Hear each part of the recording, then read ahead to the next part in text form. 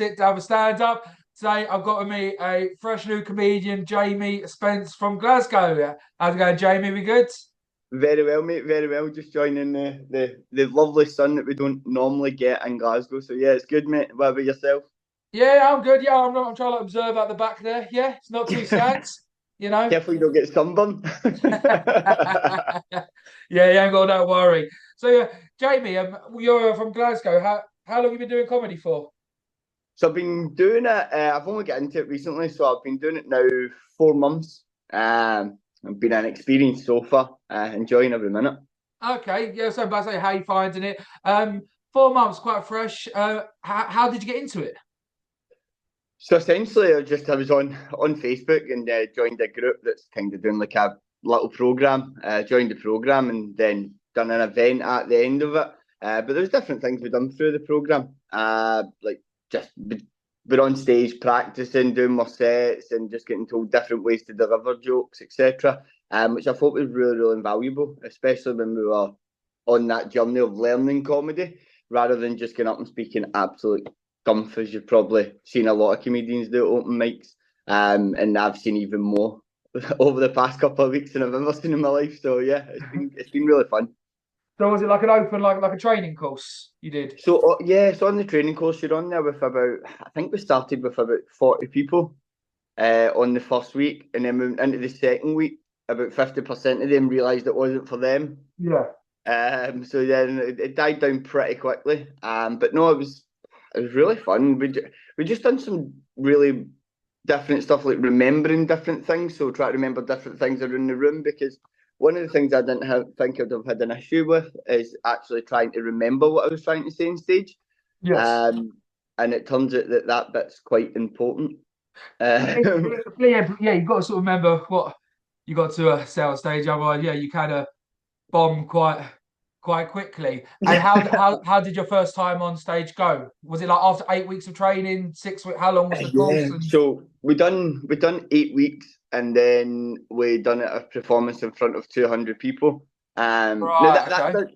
this is the thing that seems daunting, Yeah. but when you take into account that this is all people's friends and family, that it's not too bad. But then you realise that a lot of these people don't actually like comedy. They'd much Yeah. rather be at home watching EastEnders or something.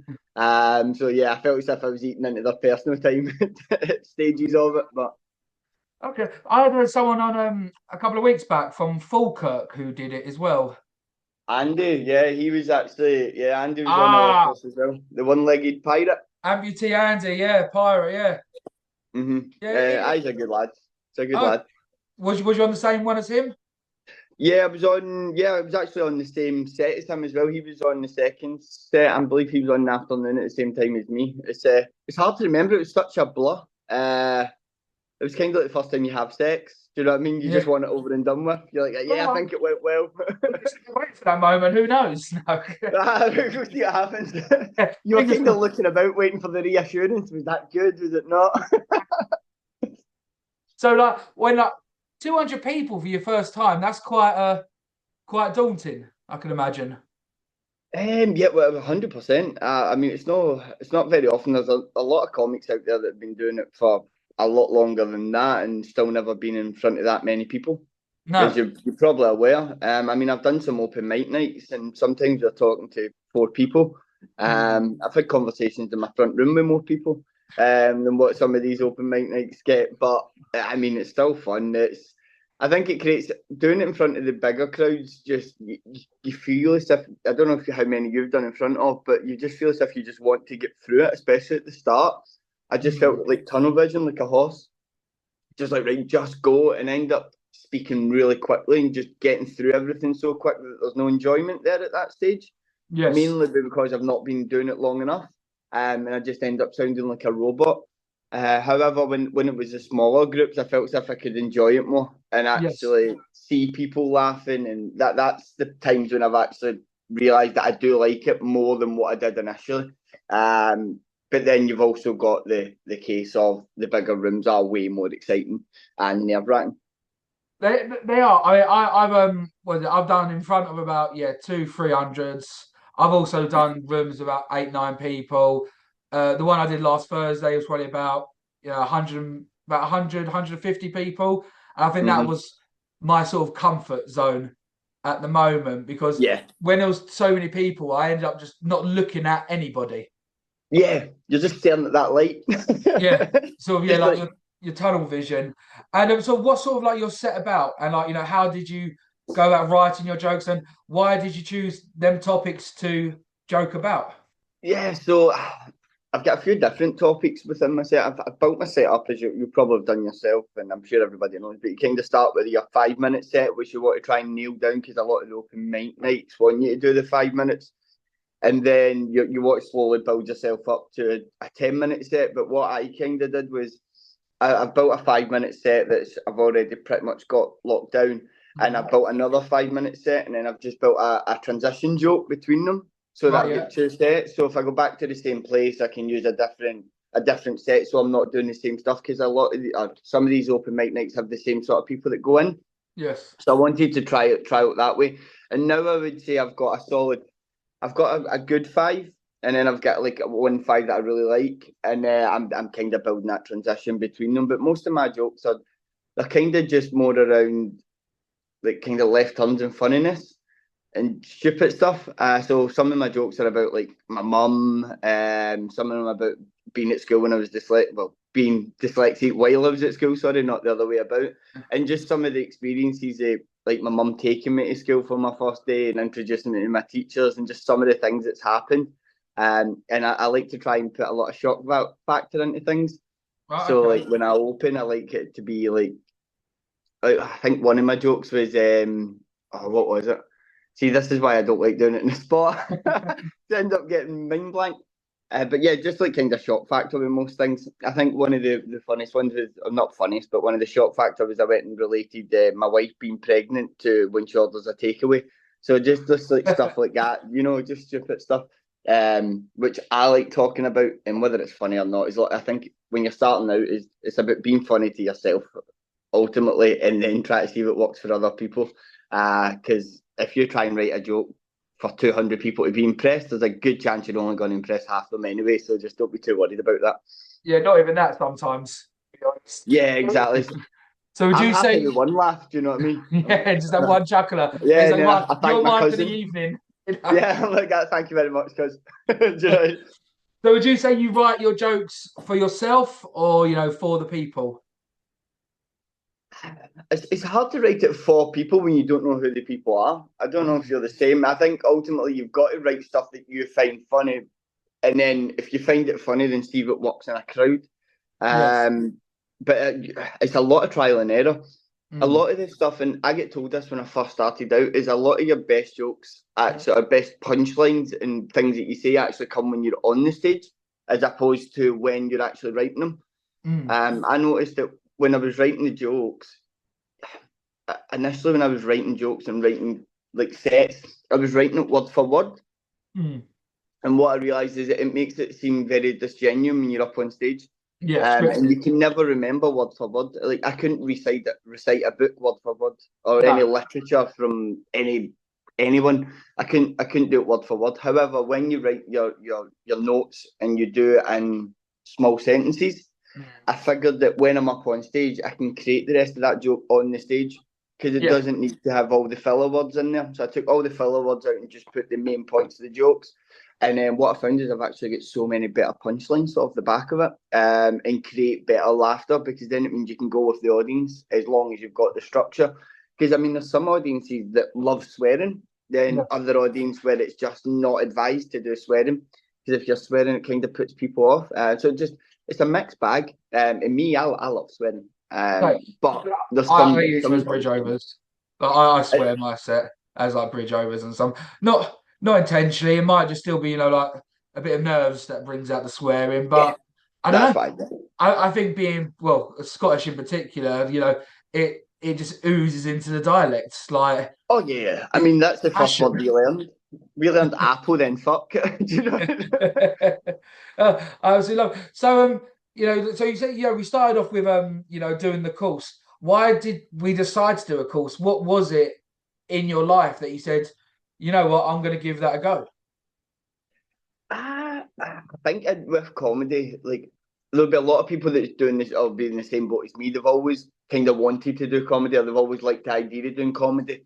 And then they see it on Facebook, and you see this thing pop up, and it's like, do you know what? I'll give it a go. But I think for me, I always wanted to get into comedy. Stand up wasn't something I'd really thought about. Like the stage stuff, it was more I wanted to be in comedy and doing different sort of things, like whether that be some form of like podcast like you're doing yourself, and having people there and having conversations and discussing and bouncing jokes from each other and one another. Just creating a comedy sort of venue place for people to come and laugh is more what I'd like to do. But the stand-up part is really, really good for understanding comedy more, because you can see what people like, and ultimately you're going to be face-to-face with people, whether that be on a screen or whether that be in front of them telling jokes. I don't know how you've obviously been doing this now. How do you feel the difference between the screen time with comedy and the standing in front of someone? Okay, let's do this. I'm enjoying doing podcasting. I'm loving doing it. I'm learning so much from people, and I'm creating better relationships with people on a one-on-one. Yeah, I love that. But the overall buzz from when you land a joke to perfection and you get a whole crowd laughing on your side, that is pure ecstasy. That is pure euphoria. That is the absolute pinnacle. But I would say on overall package, I prefer doing podcasts. I prefer speaking with comedians. Like, so podcasts would probably be like, a consistent 6, 7 out of 10. Where being on the stage, the traveling, all that, that's a 2, fucking hate it. Well, I don't mind it, but it's inconvenient. But hitting the jokes, nailing them is the 10. So you've got that instant what's it called? Not the adrenaline, but you've got that instant hit. Whereas with the podcast, I feel as if it's like a delayed hit, because you're waiting on all the feedback to come after it's posted, and once it's done, I totally get that. Yeah, so where with stand up you get instant feedback. Yeah, exactly. And I don't know if you're the same, but when you're at the comedy, and I don't know if any of the viewers and that will maybe not know this, but it's a very close knit group. Like the comedians are very, very welcoming to each other. Of what I've found anyway. Everybody I've met has been absolutely phenomenal, and they're usually the ones that come up to you at the end and tell you, "Look, that was really good." And I don't know about yourself, but that's kind of for me, it's a bit better at this stage of what I'm doing compared to when the public are like, "Oh, that was really good," because when the comedians are doing it, they're hopefully going to give you other places where you can go and do some open mics, or they recommend you to someone else. So that part's like really important, I think, when you're starting out. And with other comedian, like I said, the in the comedy world, I have met a couple of bellends, but I'd say a solid 92% have been absolutely amazing. And I mean, when another comedian compliments your set and tells you the structure, they're not just laughing, at the story you've told. They're laughing. They're saying, the structure was written, the way you delivered it was good. Where some public, you could go on stage and go boobies, and they'll laugh. They're just laughing at that, like small jokes or words that you've said, as opposed to the way you structured it, your left turn, or the way you've done the joke. Whereas, as you said, the comedians actually know what it is that you've done, and that I think sometimes as well. And I appreciate jokes more now as well, especially over the last couple of months. I really appreciate, because you can see how much time somebody's put into it, as opposed to just like an off the cuff joke that we may only take 4 or 5 seconds and give it a laugh. But whereas the comic or the comedian, is taking like maybe 3 or 4 hours to write it, to get a really good punchline, and then they perfected it as well. So no, I really enjoy it. I tell you what, one of the hardest things I've done though is when I've done that comedy course I was telling you about. And when you walk into a room with, say, 40, 50 other people that want to be comedians, trying to have a normal conversation is near on impossible. Yeah. The level of sarcasm, every time you say something, it's got to be a joke. It was, I couldn't get anyone's name, because they were just like, they were saying something, and they were just everybody was trying to be funny, and I'm like, please stop, like, keep that for the stage, I think that is more entry level. Like, Yes. yeah, because everyone, yeah, they're trying to say like, yeah, look at me, I'm funny. But mate, just have a fucking Mm. conversation. If Yes. a joke comes out, it comes out. Could you imagine that like in a pub or something? Like, Oh, mate, whose every other word's a fucking tagline. You're like, mate, piss off. Like, go get the beers. Like, yeah, that's a pub you don't want to be in. you wouldn't, would you? It's like I don't know why, because I know my mate growing up, he had a his girlfriend was like a stereotypical drama student. You know, it's Right, like, oh, okay. look at me, I've got to be in the spotlight 24/7. Where Yeah. I think comedy's better because most comedians, whilst we try and be funny on stage, in reality, you know, we're more dark humoured, depressed people in real life. Yeah. I think that's the thing. Like most comics are genuinely the ones that you can have the dark humour with. See where Yeah. you can say the things that you can't normally say to people. No, I'm terrible with it with actually my close friends, and they're like, Jamie, you can't say that. Or that. Listen, it was funny. And then you've got to phone a comedy friend and let them hear it, and they're on their sides laughing. Yeah. But yeah, I think there's a different level of understanding of the jokes when it's with your comic mate, because you can have that dark humour, Yeah. and you can kind of say what you want, which is good because they're not taking you for what you're saying; they're taking it for how good you've done the joke. So yeah, no, I totally agree with you on that one. It's Well, definitely better. we're my group are quite fortunate. Like none of my other mates, like my personal mates, are comedians, but we go as dark as it comes. Okay. You know, I'll give you a quick example. Like my brother's got a 3-year-old daughter, Mhm. and we always make the joke like, "Oh, she likes the boys, doesn't she?" And like my mate put a countdown on his phone to when she turned 16. It's like it's all from like a loving place, but it just it's that grind down. Yeah. When it's your mates, though, it's fun. It's funny, you know. Is that exactly? And like, yeah, everything you say doesn't come as long as it comes from a funny place. You Yeah, know, then exactly. I think your friends and stuff like that know you better than anyone. Do you know what I mean? Like, there's definitely jokes you have within your circles that you couldn't do in public. I think it's even worse nowadays because a lot of the things that you say and do is very looked upon. So you've got to watch what your crowd is and what your audience is. But I think if we get to a place within comedy, especially open mics, where you can say what you want, you're going to create a much better environment for laughter. But I think the problem is a lot of people want to be. I think Ricky Gervais said it best. It's an option to be offended. It's a choice. yeah, And if you go to a comedy night, then you should be prepared to listen to anything.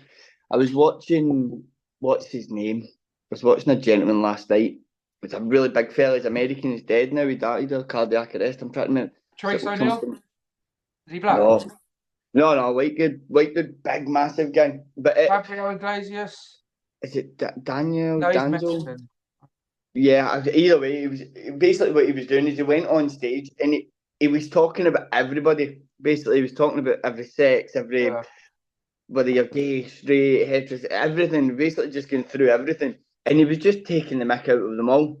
yeah. And when he got to one, somebody in the audience was like trying to give him like a bit of lip, and he's like, "Ah, listen, I've just done everyone else. Like, you just keep your mouth shut for 2 minutes and just let me do you," you know.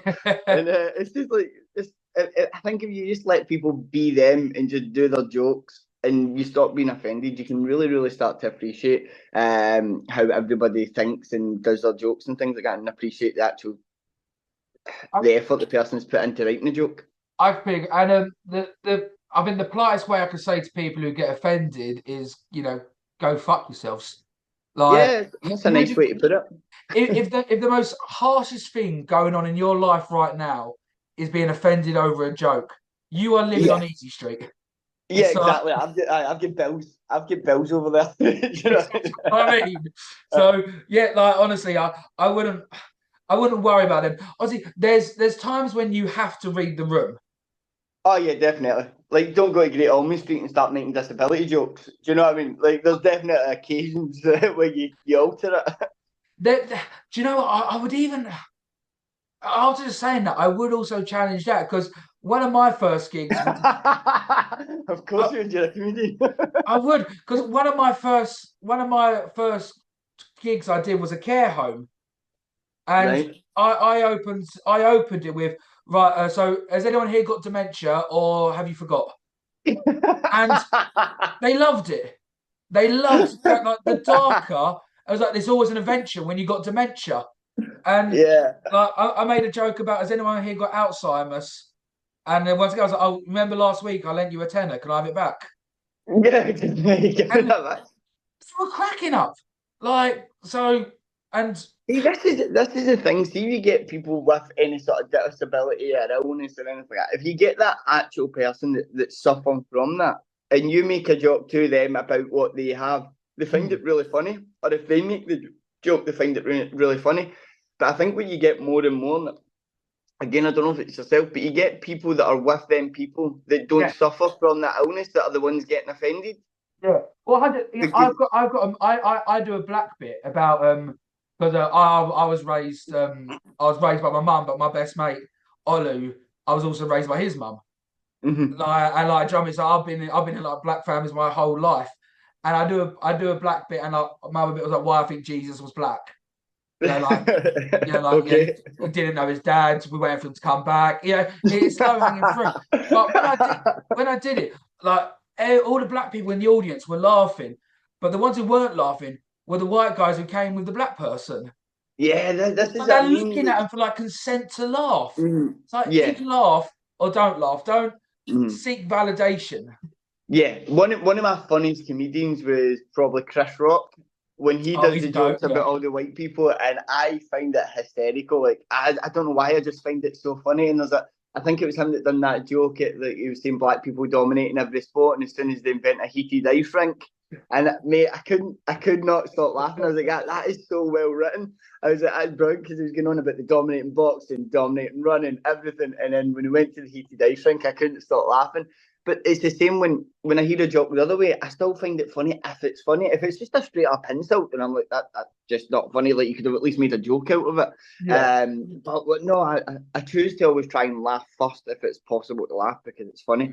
If it's just not funny, then it's not funny. Do you know what I mean? I think we've all done that wee sympathy laugh where we go, Little chuckle. but that's just One thing I yeah. have noticed, and let me ask you if you've noticed this, is that when, say, you're at home watching, a comedian on TV or something, you rarely, rarely laugh out loud. Yeah, very rarely. I think there's two comedians I do, Go and on. one of them was Peter Kay. No, And you've lost me a little bit on that one. Sorry. yeah, I loved it. But Peter Kay was my first ever comedian I watched when I Oh, was he like was your 12. first. Okay. So he's my first. So see when it was like going to a fancy dress party, what is a tortoise? That's Michelle. Like, see just all this when you're like 12, 13, I was in stitches. And then after that was probably Lee Evans. Lee Evans, I really, again, it's just clean humour with him. It's Yeah. just clean, really. And I think it's the way he acts it out, the sweating, and you can see yourself, it must be difficult to do his sets. Oh, Like, oh God, the amount he that must must sweat be, during yeah, during his and just bits. the length of time he's doing it up and down the stage, all the acting, the jokes. I'm just like, that's great. But clearly, you've got someone in mind that you'd maybe, who you Oh, thinking? well, I'd shout. Well, to me, always Richard Pryor's the goat. Like Right there. you don't Yeah, beat yeah. him. Contemporary ones, Ryan Long, Mark Nomad in America. Okay, not heard Um, him. do. I mean, he's got a lot of stick at the moment. I find Andrew Lawrence hilarious. Okay. He's had a bit of stick. Um, but I'll tell you one of the beautiful things about doing this is that people are telling me about comedians I hadn't heard of. I'll give you an example. Scott Bennett. Right, I've not heard him either. He and the thing that I sort of like about comedy is that you look at like the most all time best of the best, and you think, oh God, they are amazing. But you look at some of the people who are still doing the circuit. I'd say Scott Bennett. Hmm. He, he is a genius. He is so funny is that he does a bit on how his dad will randomly call him up about deals. So he'll call him up being like, "Your Miller Lite yogurt's 3 for 2 in Aldi, £2. Thank me later." Hangs up, and it's just such observational and yeah. That some of these people on the set that you'll never see on TV, they are Yeah. just so funny. So that's why I'd recommend anyone go hit a Well, comedy store because you if will you actually listen laugh out loud. to Have you listened to Dennis Leary? Dennis Leary. Yeah. Heard the name. He's pretty funny like that as well. And he was just somebody that was just a lot of his content he's got out there was all content him just doing open mics pretty much or open night style venues. It Yeah. wasn't like he was ever big glamorous. But he's the same. He's like someone I'd never heard of until someone told me recently about him and I started listening to it.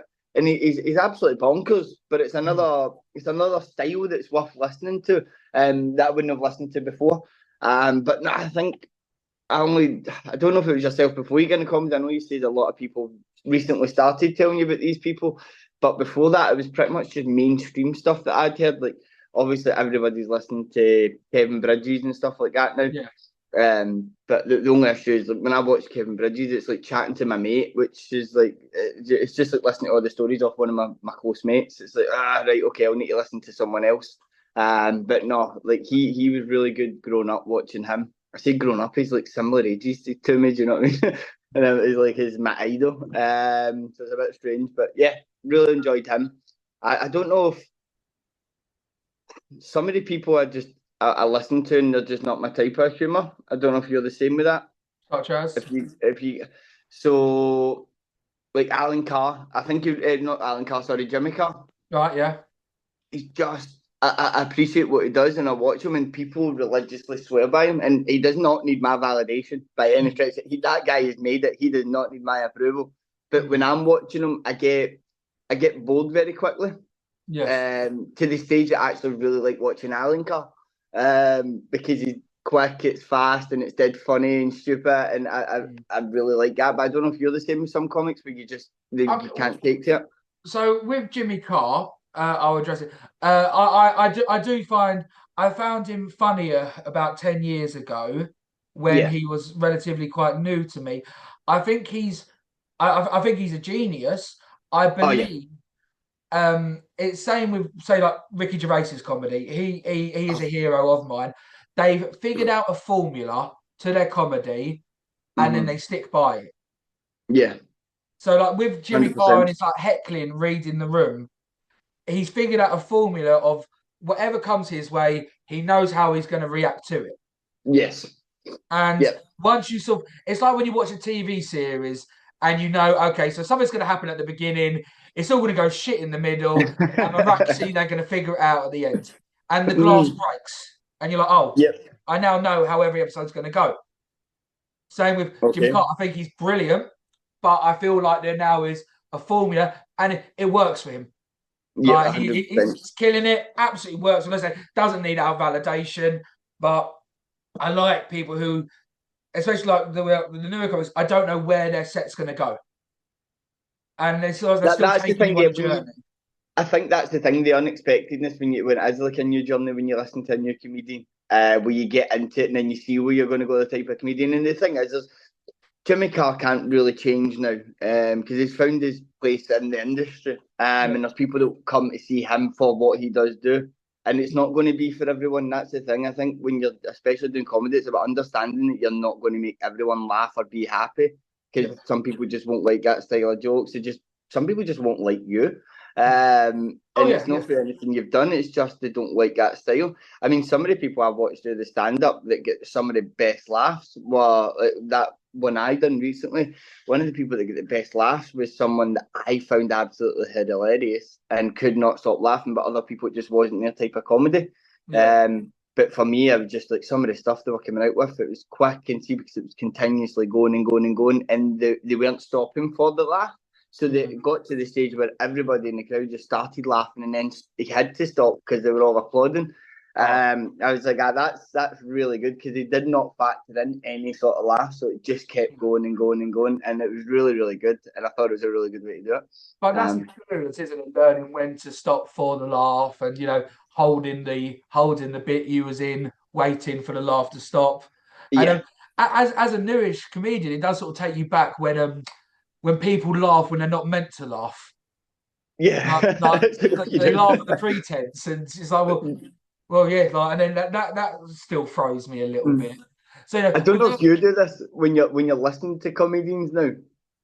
Like when they start their joke and they get halfway through, and I know where it's going to go, and I can't stop myself from laughing. I go to, and it's like, I shouldn't have done that, but you just know where it's going to go and you start laughing beforehand and you don't mean to. I've noticed me doing that quite a few times. I have as well. So okay, so you've done like our 5 minutes, our 10 minutes. Have we looked at doing any sort of like gong shows or roast battles? So truthfully, I don't think I'm quick enough for it. I just don't like. There's some people I know that's really, really good at it. I think I would deal with it better if someone was to roast me, and then I was to give them like a comeback of some sort. Okay. But it's definitely something I would like to do in the future. I've seen some of them where I don't know if you know about these ones. The ones you go to and you meet the person for like a couple of hours first, or a few like half an hour, Right. and then you write the jokes about them. But I'm not really sure about how it's set up. One of my mates actually, he's a Geordie comedian. He's actually really, really funny. He makes a really funny joke about his family in Biker Grove. That's really funny. But he recently done one of these roast things, but I don't know what the setup was of it or how long they get to write it. But the back and forth bit's actually quite funny. Yeah. And just the fact of slagging each other. It does seem like a good laugh. And what about gong shows? Gong shows. I don't quite know what gong shows are. So a gong show is where you go on stage, start off, easy bit, and say they'll be about yeah, you'll put your tent up and bring your gong. You got to go all the way to Asia for them. So you go on stage. There's usually about three members of the audience who have got cards, and if they don't like you, they put their card up. You get 3 cards. You get fucked off. Right. Okay. Right. Depends. I've not done it, but I would like to do it for a laugh. Just to see how it sort of goes. You'd be so gutted if you get them straight away, wouldn't you? Just for walking up.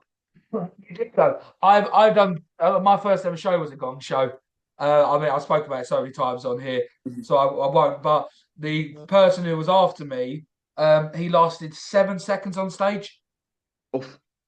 But that was London Comedy Store, so that is proper gladiators. I mean, he opened his mouth as the second they heard he was from New Zealand, they told him to fuck off. So it wasn't even his jokes; it was just where he's from. Exactly, and they can be harsh. Like the one I did the other week, the first guy, like they were like banging on the table, shouting "Get the fuck off!" Like this one table, but he was brilliant. It was like I was in the back, like this guy is funny. Like he had me laughing, but just because as he was ginger with long hair, someone didn't like him. Oh, it's an easy dislike, and as soon as you see the ginger, it's like yellow card. Off you get, off you get. I've got too many flaggings for you, Angus. Move on. I mean, it was borderline a hate crime, to be honest. It always is. But I mean, if you're ginger, that's one thing.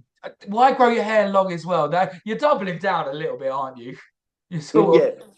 Could I get 2 seconds? Is that okay? Yeah, sure thing, brother. Just 2 seconds. It'll just be 2 seconds.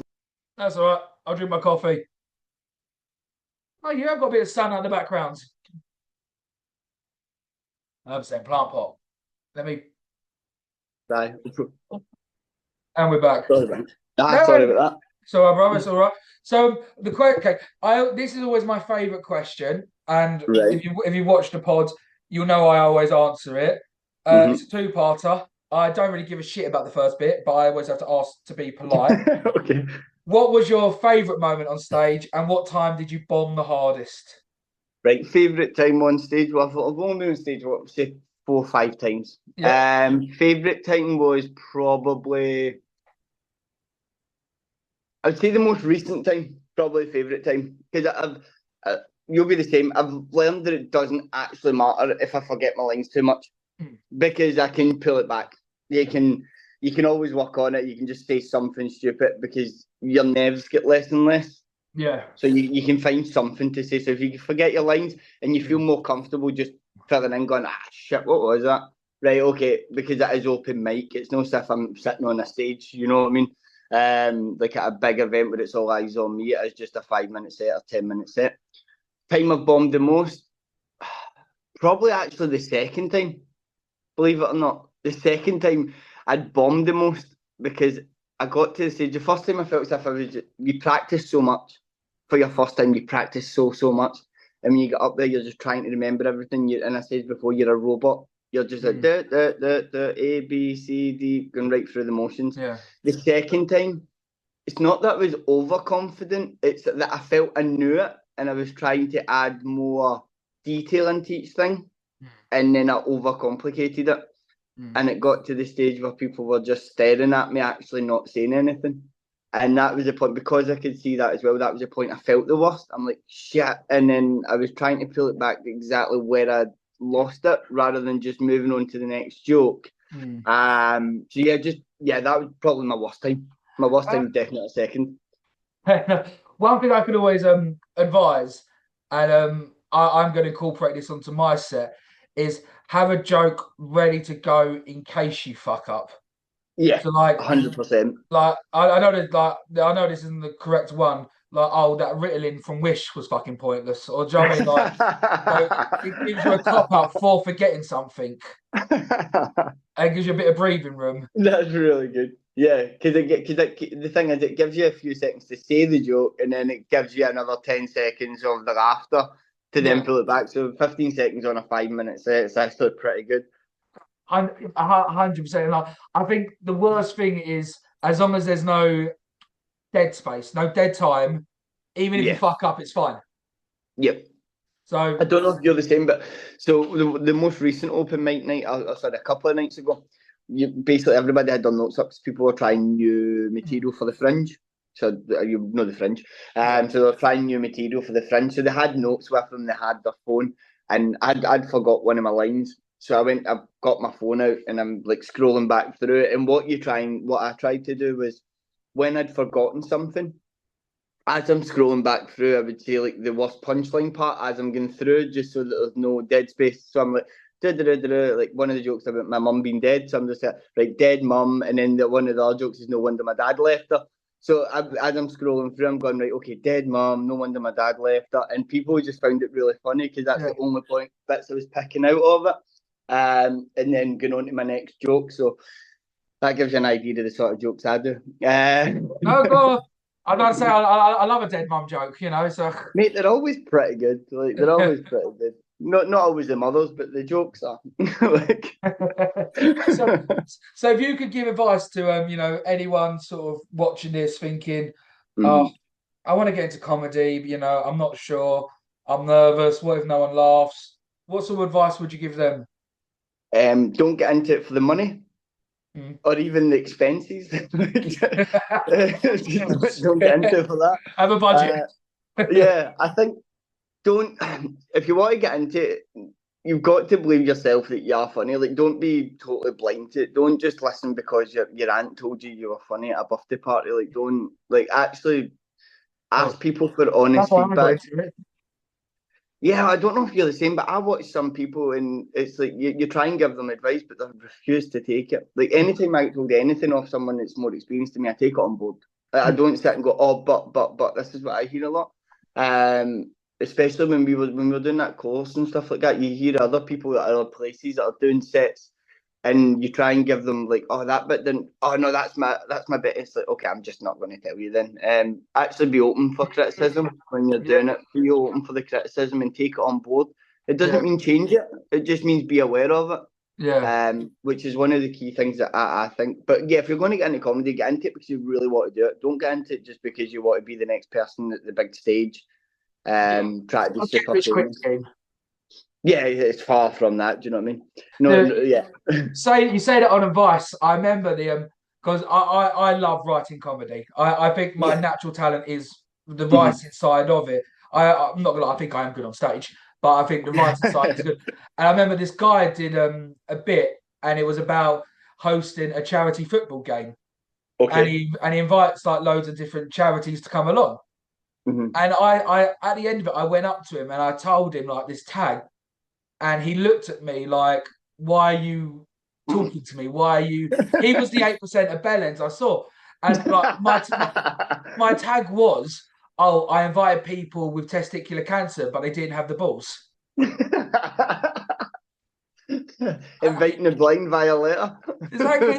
I was so proud of that. But he looked at me like, don't give me advice. Where I think in this game, if someone's been doing it for 1 minute, 1 month, 1 year, 20 years, listen to them. You haven't got to take on what they say, but any At advice least is hear it out. advice. Yeah, because at the end of the day, you don't know what you're doing. It's just, I think that's in every walk of life, in every job, though. But it's like you get in I don't know, if you see an apprentice joiner or an apprentice electrician, and you get all these videos online now with them, and you get these like clips of the apprentice joiner that's been doing it for like 6, 7 weeks, and all of a sudden they're giving the guy advice that's been doing it for 30 years, and then they completely fuck it up. It's like, just take the advice, whether you agree with it or not, it doesn't matter. Take it on board to a point that you know enough to either dismiss it or actually factor it into what you're doing. But don't ever just dismiss somebody's experience, because it will just come back and bite you in the ass. 100%. And speaking of experience, Jamie, where would you like your comedy to go? I'd just be happy to get out of the house, mate. Like, it's kind Yeah. of the stage I'm at. I don't think I'm in any position just now for it to go further. I think ideally for me, the high bit would be to get a good another time doing 200-300 people at least, and just actually having a solid 5 to 10 minute set that I find really really funny, that I know's hit with all my jokes. Because I went from telling loads of bits of jokes now to actually trying to have loads of punchlines in there without over Yes. punchlining it. But trying to have that solid for 5 to 10 minutes of actual good content rather than just a 5 or 10 minute story. Because you know yourself, you can make a story do 3, 4 minutes, but you want to have that good loads of punchlines in it. I don't know, you'll Yeah. be the same probably. But it takes time to build that. 100, like one of my happiest bits of work I've done. I'm not gonna say it, 'cause it's too long, but I got a script down from 2 minutes to 1 minute 20.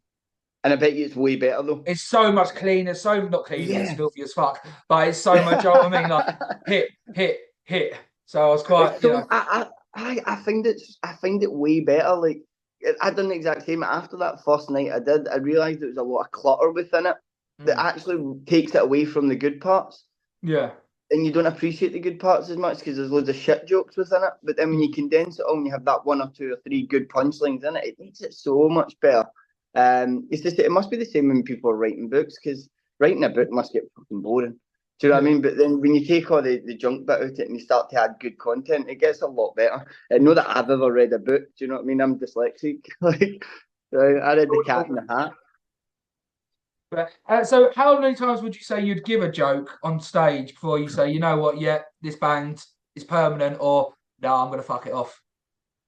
And that would depend on what type of crowd it is. See, if a joke doesn't work first time, when I'm off, I would look at kind of who's there. Before I go on, I would look at who's there. And if it's people that wouldn't normally be at sets or gigs, I wouldn't necessarily dismiss that joke. I just wouldn't use it in that group. Right.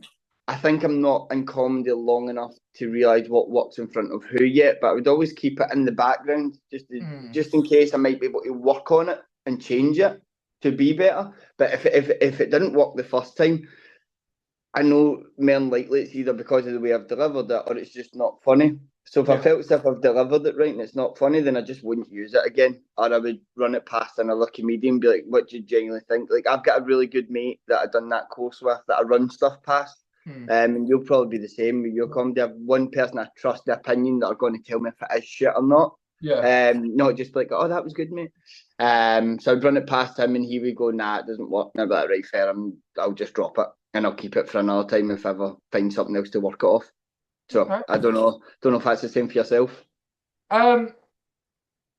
Yeah. To be honest, I want to try jokes 3 or 4 times. I mean, there's been some jokes where I've said them, and I'm like, why did I write this down? This is awful. Like, It's I can't so believe it's strange. come out of my mouth. And yeah, but there's others where it's like, yeah, no, I'm adamant that it hits. It's the crowd's fault. Yeah, it's definitely It's, their fault. It's that 200 people's fault. yeah, but there are some jokes you will treat like a one night stand. You got zero passion about them, and then there are the Mhm. jokes that you are ride or die. You will die on the hill, saying, "No, this is funny. I'm Yeah, standing yeah, by exactly. this." So, I think there is some jokes that you know yourself, you take quite a long time to write them. mm, Like one of the simplest jokes that I got was actually one that took me like 2 seconds to write, and I find it really funny. but it was based around my dyslexia and the fact that I thought dairy cows came from Ireland. Like, I just thought all dairy cows were from Northern Ireland. I don't know why. I was just a kid. And I found it so funny, but I said it one time and no one got what I meant. I was like, okay. So I just had to take it completely off the set because I think I said it twice now, and it just, people didn't find it funny. And I'm like, how can you not find that funny? Like, inside, I was in stitches. I was like, that's so good. That's going to propel me to the top. I'm going to the Apollo tomorrow. There's no better feeling. Well, obviously, there's better feelings like when it lands, but when you have that spark of genius come to you, and you know you're laughing to yourself that I can't wait to get this on paper. Yeah, you're like, where is it? I need to write this down. That's a really good bit of that's a good bit of feedback I would give to people as well. Is like, always keep your notes on your phone. Anything you think of, just put it in your notes or write it down, because you will forget about it half an hour later. I don't. If you've done that, I do it a lot. Oh, Like, and I'll there's think of something that's great. more infuriating. Yeah, and then you can't get it back to your head. You're like, what was that again? And you just, it's gone. I'm not a phone. I'm a blue book. Like, right, okay. I mean, that's a much better way to do it, because you can flip through it. And I take it with me to every single gig. Like, oh, the camera's being shown. Every single gig. It's always in my pocket. And yeah, I must look like a pretentious wanker walking down the street, whacking my blue book. But like, people think you're playing Football Manager, like taking notes. Virtual. But Jamie, that's all we've got time for, brother. No, thank you very much. Cheers, man. I really appreciate it. Yeah, no, I plan on coming up north sometime next year. Like, we'll make sure we meet up and get some drinks. Yeah, we'll do it and bang out a set, and I can go see Mr. Pirate as well. Whereas well, there's a few open mic nights up here, man. If you're up, then we'll get something sorted for you. I'd love that. Cheers, lad, Jamie. Have a good one, brother. No worries, you too, mate. See you later.